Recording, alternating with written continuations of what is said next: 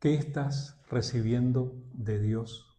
¿Qué es lo que tienes y que estás recibiendo de Dios? ¿Puedes reconocer algo que estés recibiendo de parte de Dios en tu vida? Porque yo he tenido esta conversación con algunas personas y algunas personas me han dicho, todo lo que yo tengo, yo me lo gano. Todo lo que yo tengo es el producto de mi esfuerzo. Y así nos sentimos a veces. Pero sabes que si Dios pestañeara un momento, si Dios no permitiera que tú tienes la salud que tienes, o que tengas las oportunidades que se te presentan, ¿de dónde crees que han venido las oportunidades y la salud? No tendrías nada si Dios no te hubiera querido bendecir. Yo siempre digo que a todos nos viene bien de vez en cuando ir y visitar un hospital para encontrarnos con aquellas personas que no son tan beneficiadas como nosotros, que no tienen los privilegios que tenemos nosotros, para que nosotros entendamos que seríamos nosotros los que podríamos estar en esa cama de hospital y tal vez no estaríamos disfrutando de los privilegios que tenemos. Y es allí cuando nos empezamos a dar cuenta que Dios ha sido generoso con nosotros.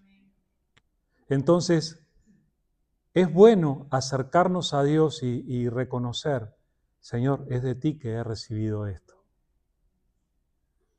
Si tengo $50 en mi cuenta bancaria, miren que yo sé que no son 50, pero no importa, el Señor sabe. Si tengo esto es porque tú has querido. Si he podido pagar aquella cuenta, si he podido hacer aquel viaje, si he podido darme este gusto, si he podido tener esto que me ha hecho sonreír, ha sido porque tú has obrado, Señor. Todos necesitamos hacer esa pausa para poder reconocer que Dios ha estado y está obrando en nosotros, que Dios generosamente está obrando en nuestras vidas. Pero eso es solamente una parte de la historia, porque la otra parte de la historia es, prepárense, ¿qué espera Dios de ti? Porque por un lado está lo que nosotros recibimos de Él, ¿verdad? Pero al mismo tiempo, ¿será que Dios espera algo de nosotros? Vamos a aclarar esto.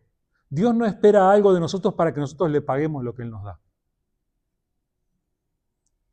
Las cosas que Dios hace en nuestra vida son parte de lo que la Biblia llama su gracia. Y son cosas que Dios no cobra. Dios no quiere que nosotros hagamos cosas para pagarle por todo lo bueno que nos ha dado. Pero, así como Dios obra en nosotros, Dios también espera de nosotros. ¿Qué tal si hoy venimos sinceramente delante del Señor y le preguntamos, Padre, ¿qué esperas de mí? Y el Padre, seguramente, el Espíritu Santo ahí dentro de tu corazón, si tú le haces sinceramente esa pregunta, va a empezar una charla que va a empezar con la frase, ahora que me lo preguntas. Y ahí viene. Porque Dios quiere que nosotros reaccionemos a su amor, que reaccionemos a su generosidad, que respondamos a lo que Él hace en nosotros. Hermanos, hemos sido tremendamente enriquecidos por Dios.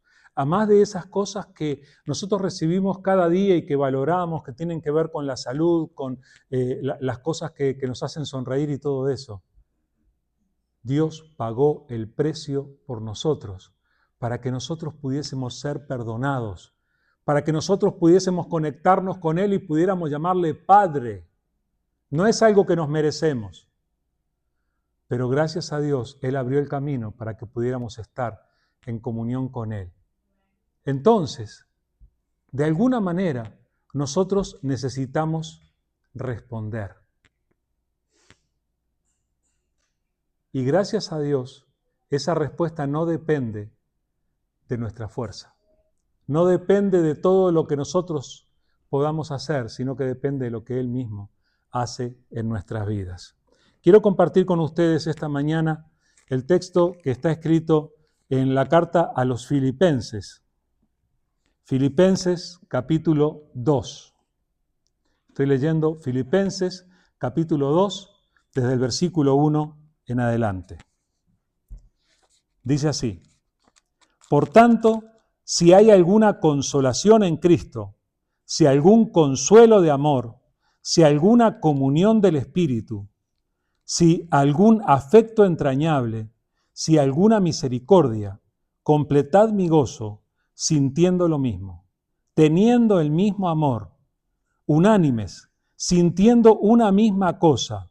Nada hagáis por contienda o por vanagloria, antes bien, con humildad, estimando cada uno a los demás como superiores a él mismo, no mirando cada uno por lo suyo propio, sino cada cual también por lo de los otros. Haya pues en vosotros este sentir que hubo también en Cristo Jesús, el cual, siendo en forma de Dios, no estimó el ser igual a Dios como cosa a que aferrarse, sino que se despojó a sí mismo, tomando forma de siervo, hecho semejante a los hombres, y estando en la condición de hombre, se humilló a sí mismo, haciéndose obediente hasta la muerte y muerte de cruz. Por lo cual Dios también le exaltó hasta lo sumo, y le dio un nombre que es sobre todo nombre, para que en el nombre de Jesús se doble toda rodilla de los que están en los cielos y en la tierra y debajo de la tierra, y toda lengua confiese que Jesucristo es el Señor, para gloria de Dios Padre.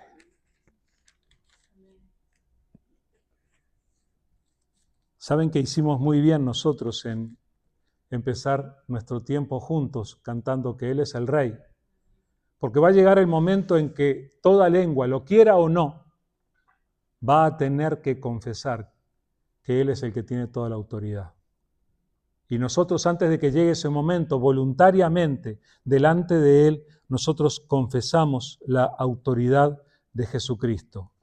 Pero para que no se me distraigan, volviendo a lo anterior, de cierta manera, este pasaje bíblico nos responde aquello de ¿qué espera Dios de mí? Contiene algo de lo que Dios espera de nosotros, lo que Dios espera en cuanto a nuestra reacción, a nuestra respuesta al recibir un caudal tan grande de amor como el que Él nos da. El apóstol Pablo en esta carta le escribe a la gente que vivía en la ciudad de Filipos y ellos estaban pasando por momentos complicados, por momentos difíciles y vaya forma de alentarlos.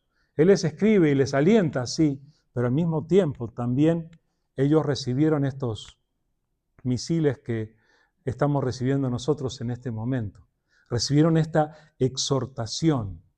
Y el texto este que estamos analizando nos lleva a pensar de qué manera o qué es lo que cambia en la vida de una persona que cree en Jesús.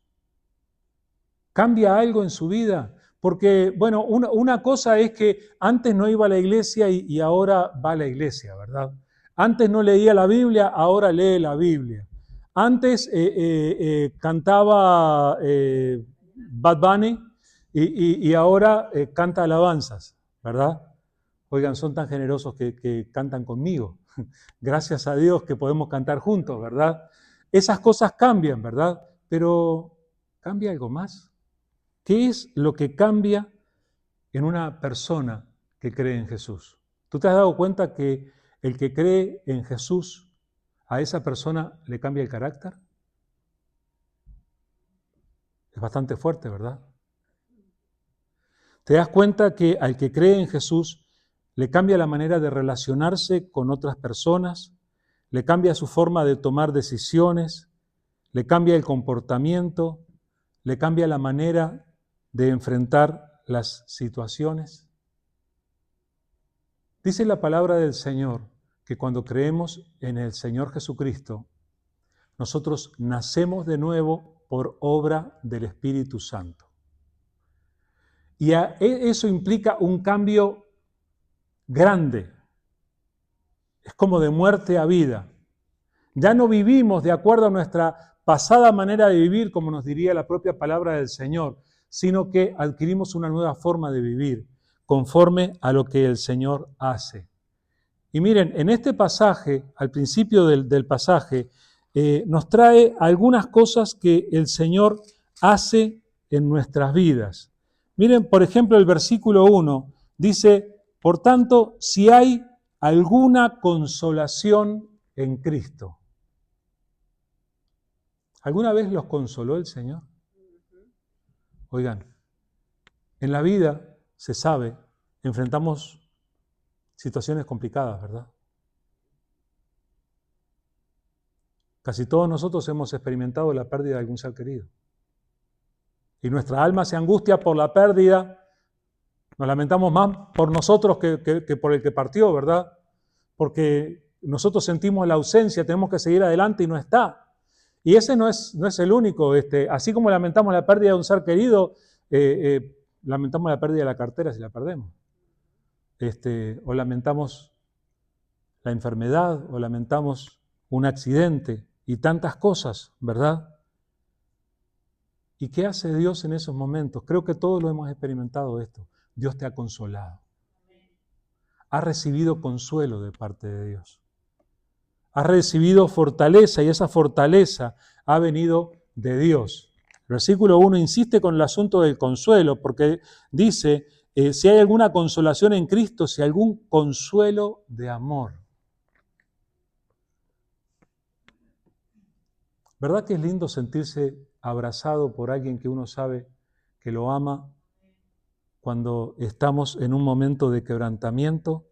El Señor tiene esa capacidad de abrazarnos, de rodearnos. Dice la palabra del Señor que Dios renueva su misericordia sobre nosotros cada mañana, todos los días. Hoy el amor de Dios es nuevo por nosotros. El amor de Dios no envejece, sino que cada día es nuevo.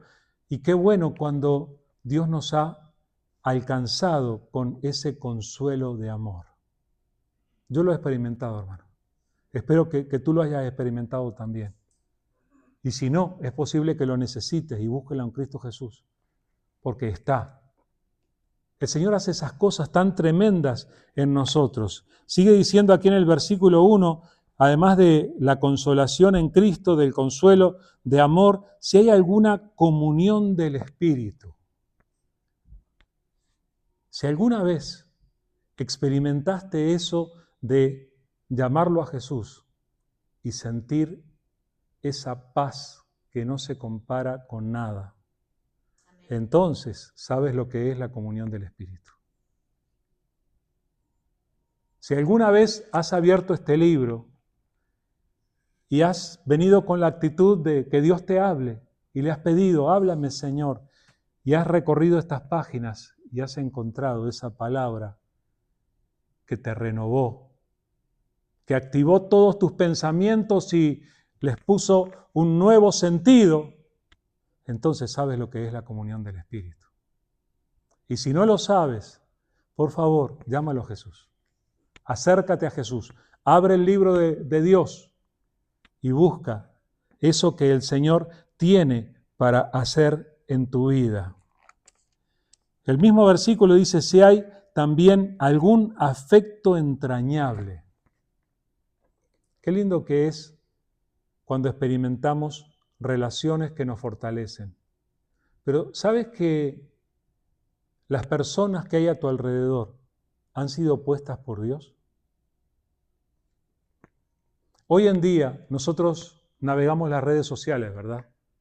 En las redes sociales tenemos miles de contactos. Ahora dígame cuántos de esos son sus amigos, de verdad.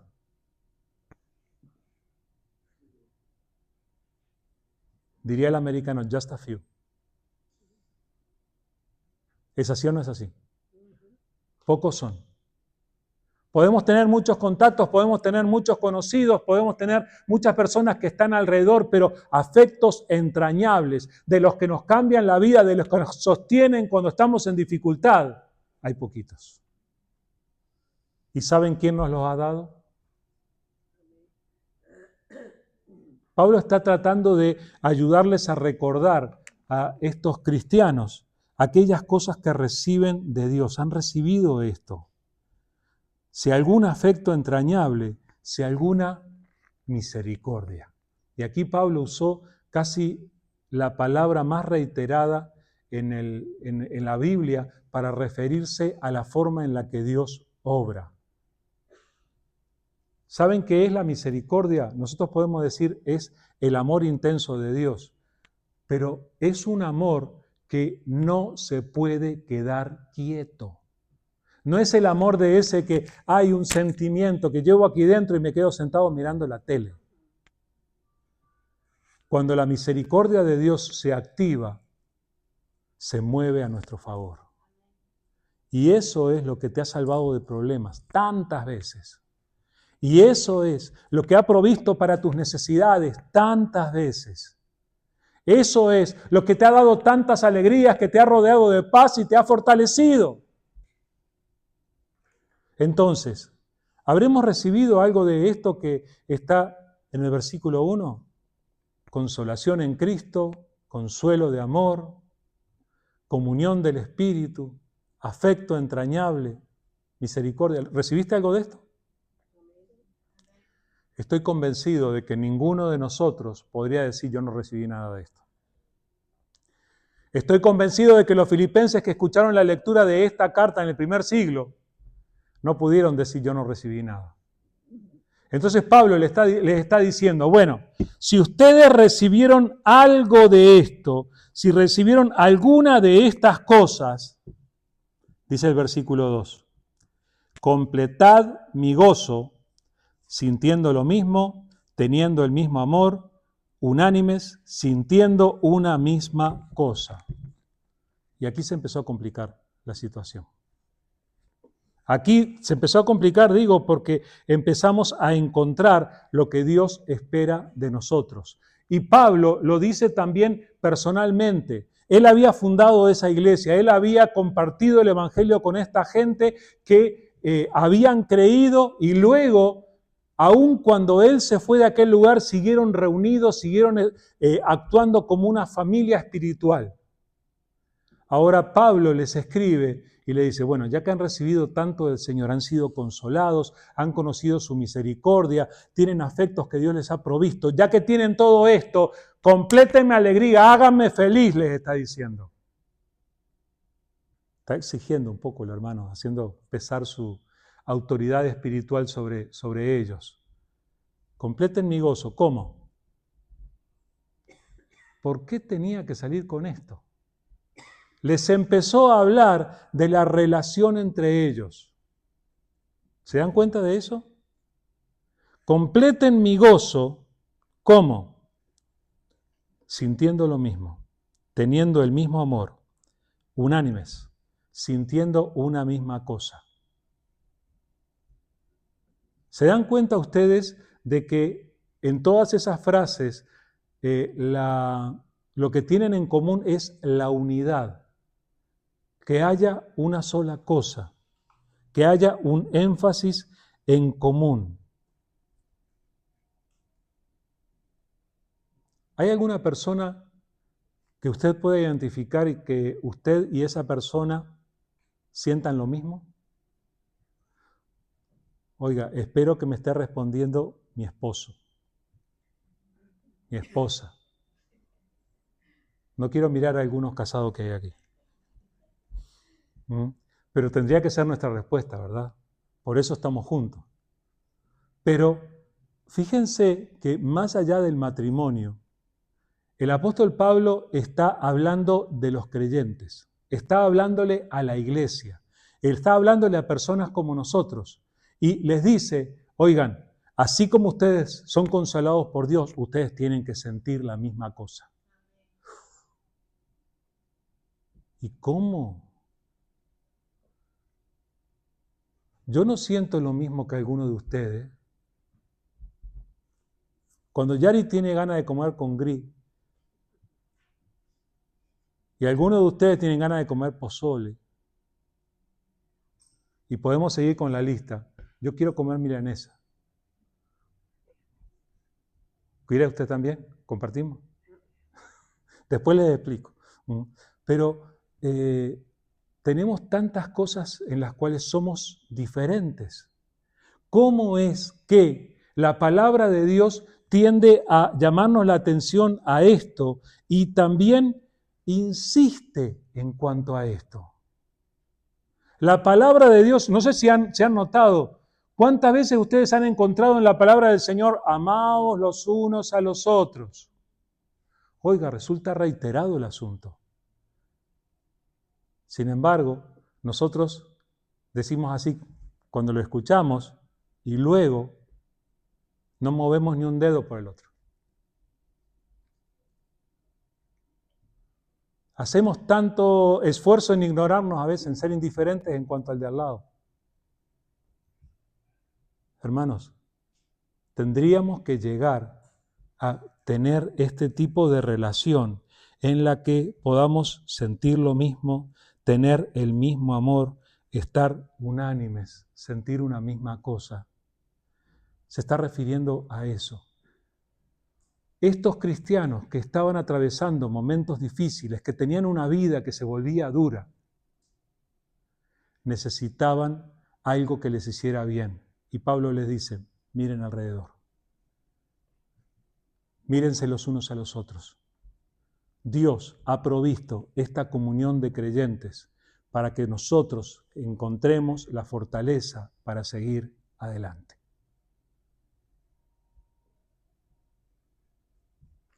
Hay veces que nosotros llegamos a pensar que esto de ser cristiano consiste, en escuchar los sermones y compartir las alabanzas y luego seguir adelante con nuestras vidas como si nada. Y la palabra una y otra vez nos llama a acercarnos los unos a los otros. Ahora, no les quiero ser demasiado severo en cuanto a esto, porque es algo que solamente el Espíritu Santo de Dios puede producir. Tú no lo puedes fabricar, pero cuando tú buscas sinceramente a Dios, el Espíritu Santo de Dios te va a llevar a acercarte a otros cristianos. Dios obra en comunidad. Dios obra de una manera especial cuando los cristianos se aman, cuando los cristianos experimentan unanimidad. Y saben, cuando los cristianos experimentan unanimidad, cuando experimentamos esto, pasan cosas especialísimas de parte de Dios. Déjenme darles un ejemplo. En Hechos, capítulo 2, del versículo 1 en adelante, dice, cuando llegó el día de Pentecostés, estaban todos unánimes juntos.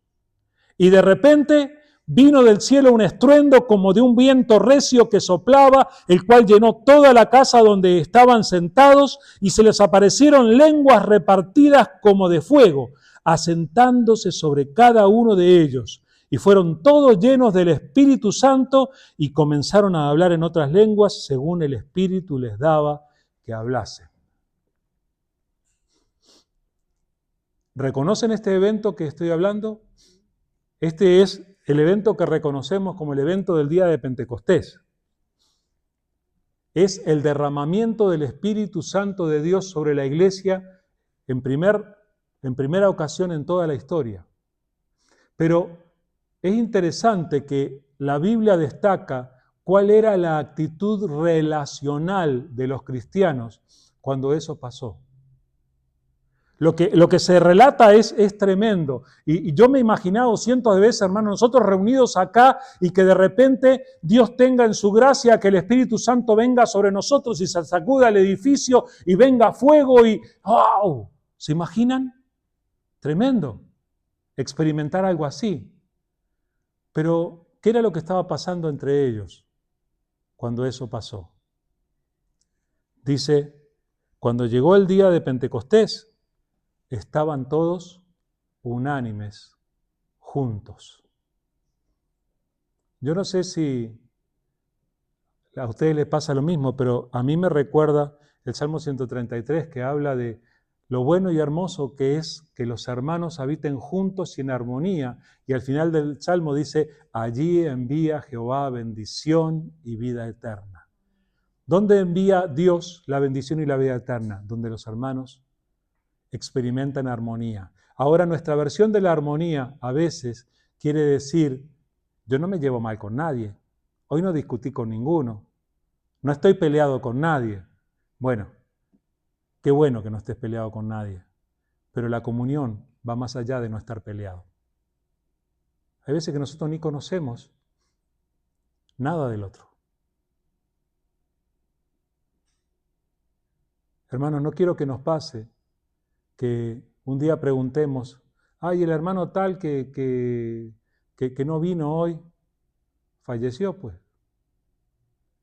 estaba enfermo. Ay, ¿cómo yo nunca supe? Pues, tal vez habría que preguntarnos. Tal vez tendríamos que acercarnos más. Tal vez tendríamos que conocernos un poco mejor. Esto que hablamos de tener este mismo amor, de compartir lo mismo, es algo que el propio Jesús insistió una y otra vez. Dice Mateo 13, 34 y 35. Un mandamiento nuevo os doy, que os améis los unos a los otros, como yo os he amado, que también os améis unos a otros. En esto conocerán todos que sois mis discípulos, si tuvierais amor los unos con los otros. ¿Saben cuál es nuestra versión? Que la gente conozca que yo estoy con Cristo porque vengo a la iglesia y porque ando con este libro. Y ahí se van a dar cuenta. Pues no. La señal que dio Jesús de que andamos con Él es el amor los unos por los otros. Hermanos, el Señor nos lo dice por nuestro bien. Lo necesitamos y aún el Señor oró por nosotros. Juan 17, 20 y 21 dice, mas no ruego solamente por estos, sino también por los que han de creer en mí por la palabra de ellos, para que sean uno, como tú, oh Padre, y yo en mí y yo en ti, que también ellos sean uno en nosotros, para que el mundo crea que tú me enviaste. El Señor Jesús oró para que tú y yo seamos uno. Entonces, creo que tendríamos que ir dejando de estar tan alejados. Que Dios nos ayude a ponerlo en práctica. Pero luego, la carta a los Filipenses dice algo que a veces nos duele un poco.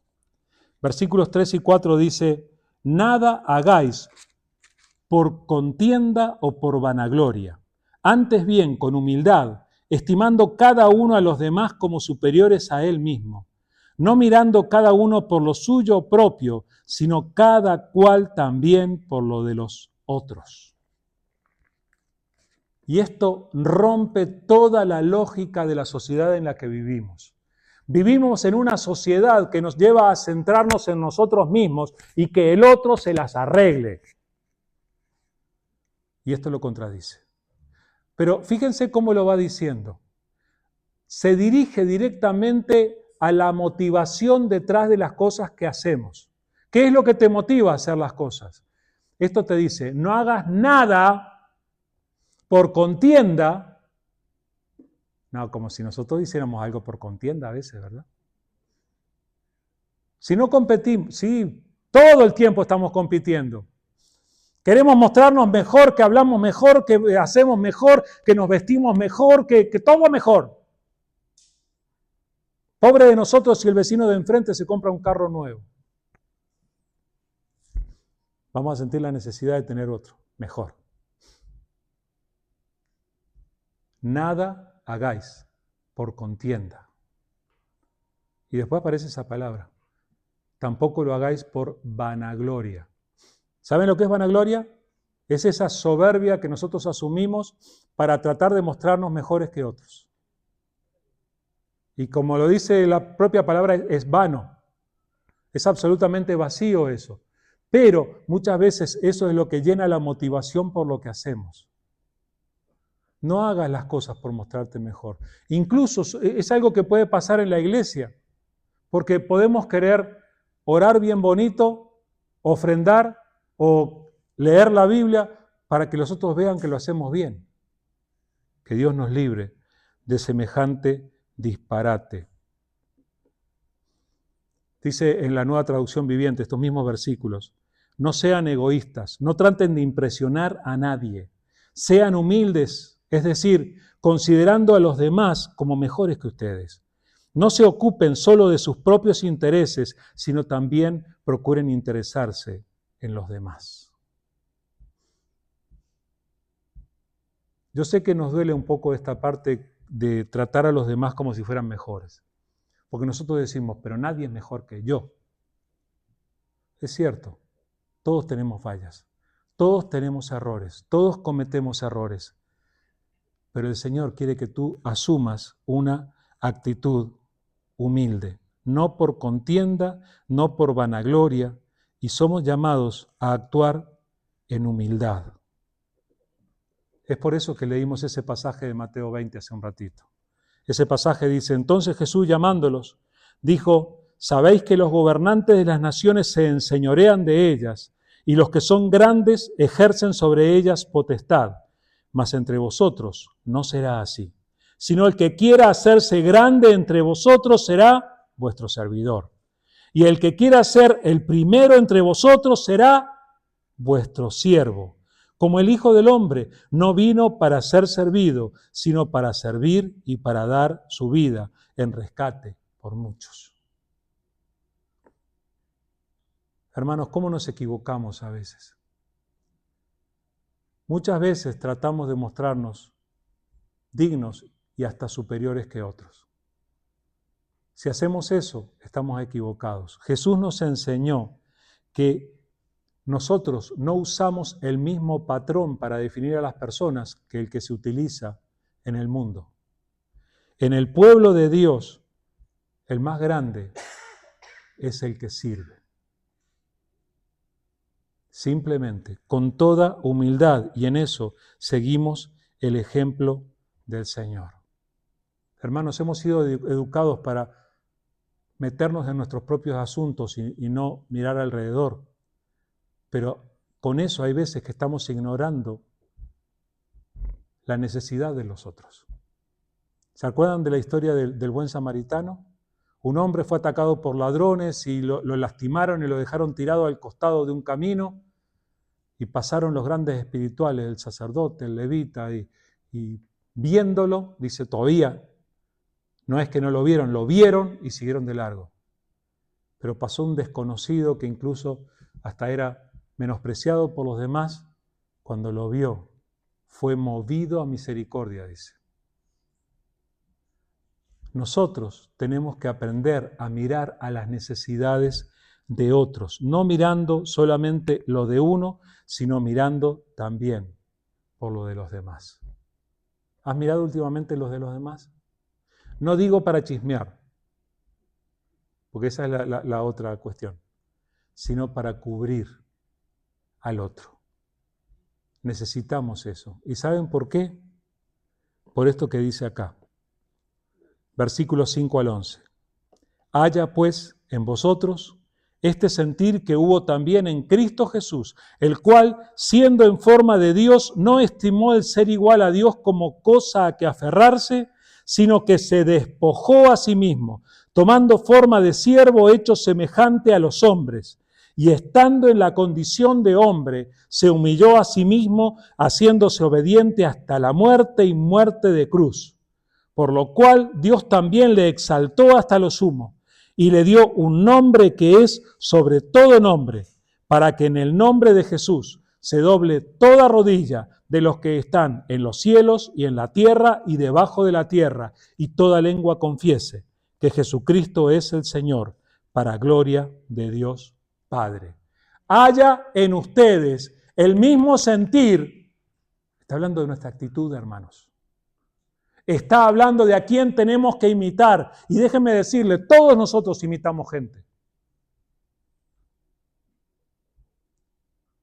Porque aquel se viste de tal manera. Porque este habla así. Porque este toma las decisiones de esta manera. Y desde pequeños, un hermano mayor, un tío, un amigo, se vuelven nuestros modelos. Hoy en día los cristianos tenemos que elegir el sentir de quién vamos a acompañar. Se refiere a la actitud interna.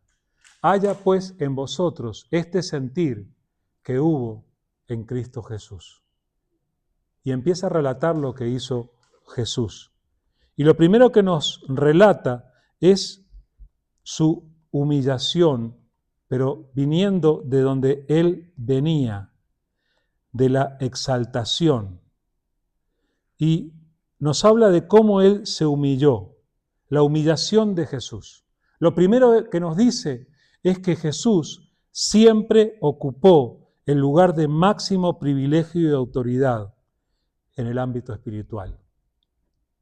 Siempre lo ocupó. La palabra del Señor nos revela que el propio Jesús creó todas las cosas. Nada de lo que existe existe sin Jesús. Él siempre estuvo en la presencia de Dios. Y este pasaje dice, siendo en forma de Dios,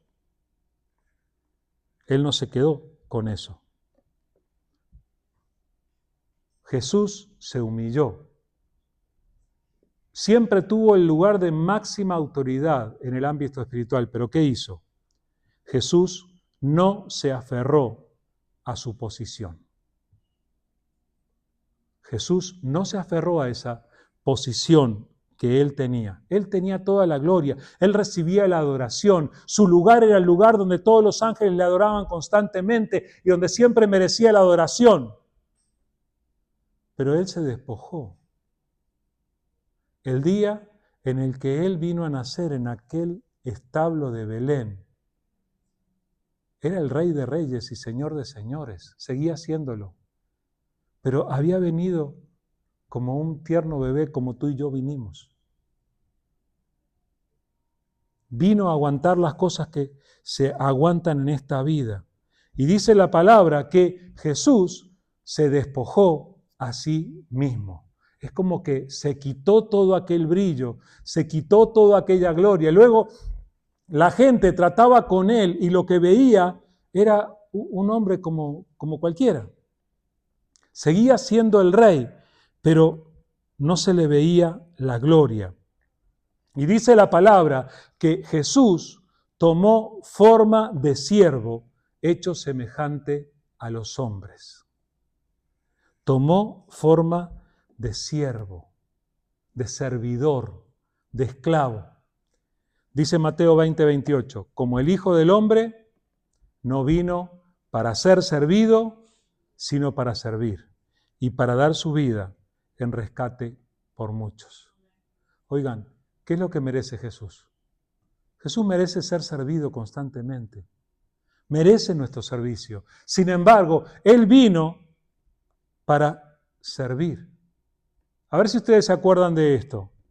Dice en Mateo 13, sabiendo Jesús que el Padre le había dado todas las cosas en las manos y que había salido de Dios y a Dios iba, se levantó de la cena, se quitó su manto y tomando una toalla se la ciñó. Luego puso agua en un lebrillo y comenzó a lavar los pies de los discípulos y a enjugarlos con una toalla con que estaba ceñido.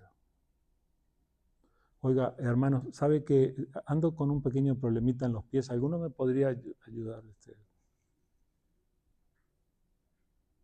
No nos andamos lavando los pies de los demás.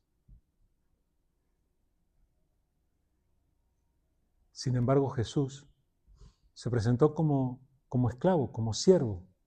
Tomó la forma de siervo, dice este pasaje. Y el Señor nos está instando a que nosotros asumamos esa actitud que Jesús tiene. Y no quiere decir que nos volvamos en personas serviles, que vamos a estar detrás de los demás, pero sí El Señor quiere que miremos la necesidad de otros y que estemos allí listos para servir. No para reclamar que nos obedezcan, que nos hagan caso, que nos respeten. No reclames nada, Jesús no reclamó. Pero que estemos listos para servir, que así como Él se despojó, nosotros también estemos listos. Jesús, estando en la condición de hombre, se humilló a sí mismo, haciéndose obediente hasta la muerte y muerte de cruz. Oigan, el simple hecho de que Jesús se haya hecho como uno de nosotros ya era humillante para Él. Aunque Él hubiera venido a vivir en el palacio más rico y lleno de autoridad de todo el planeta, aquello hubiera sido humillante para Él, porque la gloria que Él tiene no puede ser comparada con nada. Sin embargo, Él no solo se humilló a sí mismo al estar en la condición de hombre, sino que estando en la condición de hombre, y usa la palabra, se hizo obediente hasta la muerte y muerte de cruz. Dice Mateo 26, 39. Yendo un poco más adelante, se postró sobre su rostro, orando y diciendo: Padre mío, si es posible, pase de mí esta copa, pero no sea como yo quiero, sino como tú. El Señor se humilló hasta lo máximo por amor a ti. Y el Señor con eso nos enseñó que no necesitamos demostrarle nada a nadie, que nosotros no necesitamos competir con los demás, necesitamos unirnos y despojarnos de todo orgullo, de toda soberbia y dedicarnos a servir. Ahora, ¿qué es lo que pasa cuando alguien se humilla tanto? Cuando Jesús lo hizo, el Padre le exaltó hasta lo sumo, le regaló exaltación, lo exaltó.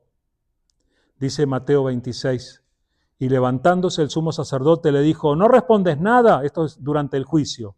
¿Qué testifican estos contra ti? Mas Jesús callaba. Entonces el sumo sacerdote le dijo: te conjuro por el Dios viviente que nos digas si tú eres el Cristo, el Hijo de Dios. Jesús le dijo: tú lo has dicho.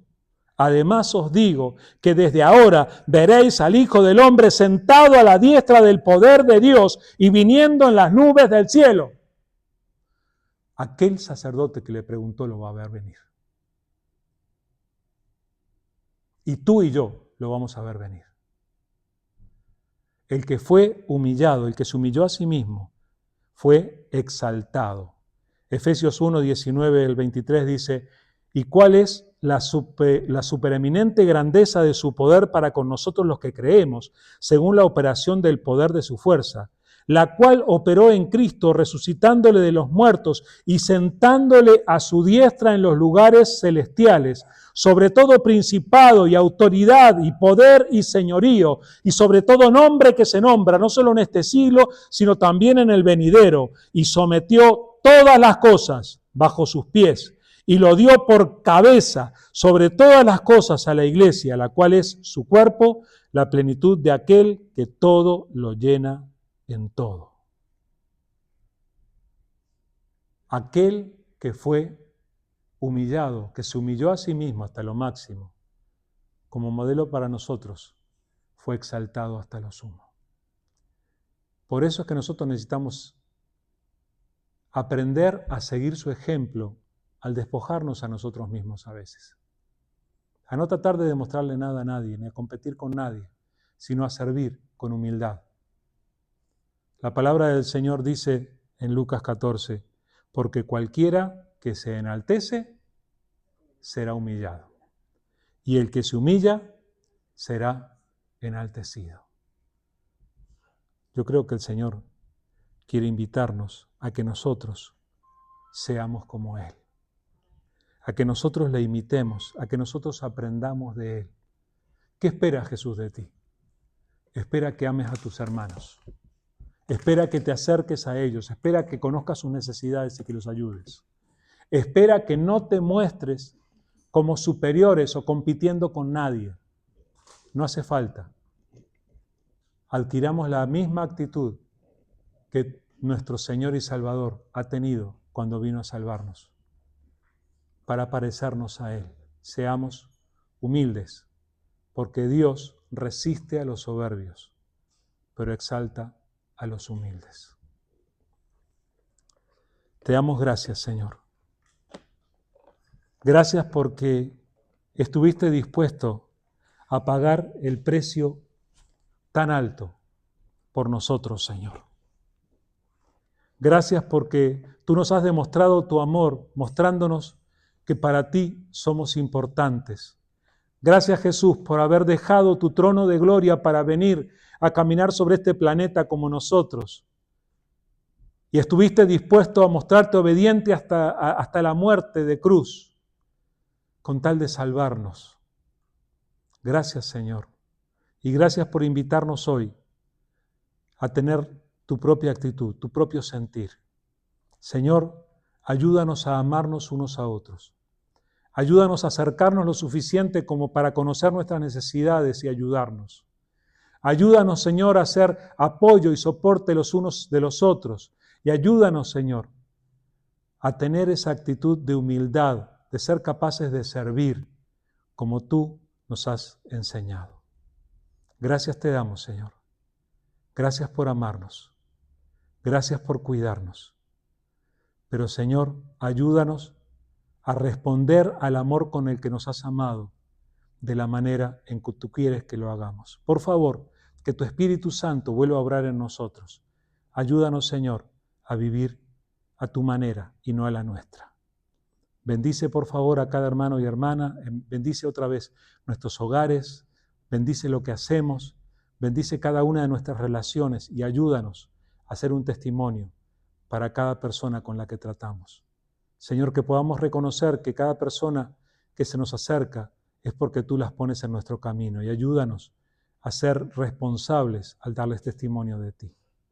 Gracias te damos, Señor, por este tiempo, que tu bendición sea sobre cada uno.